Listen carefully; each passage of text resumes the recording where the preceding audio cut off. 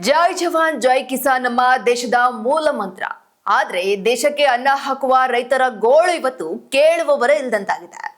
ಮಳೆಯ ವ್ಯತ್ಯಾಸದಿಂದ ಒಂದು ಕಡೆ ಬೆಳೆ ಕುಂಠಿತವಾದ್ರೆ ಇನ್ನೊಂದೆಡೆ ಸುಮಾರು 18 ಹಳ್ಳಿಗಳು ಮತ್ತು ಸುಮಾರು 1 ಲಕ್ಷಕ್ಕೂ ಅಧಿಕ ಜನರ ಜೀವನಾಡಿಯಾಗಿರುವ ಕೋಟಬಾಗಿ ಏತ ನೀರಾವರಿ ಯೋಜನೆಯು ಅಧಿಕಾರಿಗಳ ನಿರ್ಲಕ್ಷ್ಯದಿಂದ ತನ್ನ ಜೀವ ಕಳೆದುಕೊಂಡಿದೆ.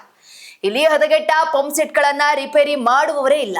ಒಟ್ಟು 9 ಪಂಪ್ ಸೆಟ್ಗಳಲ್ಲಿ ಕೇವಲ 4 ಪಂಪ್ ಸೆಟ್ಗಳು ಮಾತ್ರ ಚಾಲ್ತಿಯಲ್ಲಿವೆ.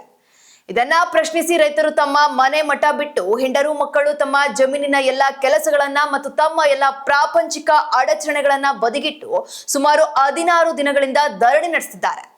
ರೈತರ ಹೋರಾಟಕ್ಕೆ ಬೆಲೆನೇ ಇಲ್ವಾ? 16 ದಿನ ಕಳೆದ್ರೂ ಶಾಸಕರೇ ಎಲ್ಲಿದ್ದೀರಿ?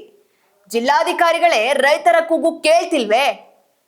ಇಲ್ಲಿಯವರೆಗೂ ಪೊಲೀಸ್ ಇಲಾಖೆಯನ್ನ ಹೊರತುಪಡಿಸಿ ಜವಾಬ್ದಾರಿಯುತ ಯಾವುದೇ ಅಧಿಕಾರಿಗಳು ಬಾರದೇ ಇರುವುದು ರೈತರ ಆಕ್ರೋಶಕ್ಕೆ ಕಾರಣವಾಗಿದೆ. ಅಧಿಕಾರಿಗಳಿಗೆ ನಿಮಗೆ ನಾಚಿಕೆ ಆಗ್ಬೇಕು.